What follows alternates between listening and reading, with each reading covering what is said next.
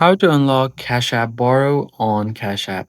Hey guys, in this tutorial, I'm going to show you how you can unlock the Cash App Borrow feature or if it's even possible. So what you can do is first open up your Cash App and make sure to log into your account. Then you can just go ahead and tap on the profile icon at the top right corner.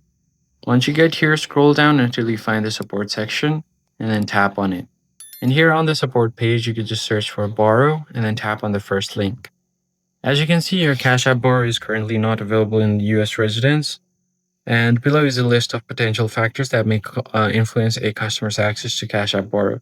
So it's not going to be available to all of the US users of Cash App. It's going to be specific to a state residence and have an activated cash card. You also need to have Cash App users and credit history.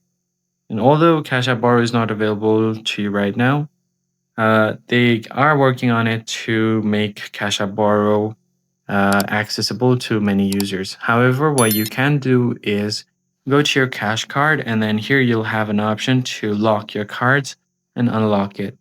So these are some of the things that you can do as of now on Cash App. If you found the tutorial helpful, hit the like button down below and subscribe. I'll catch you guys on the next video.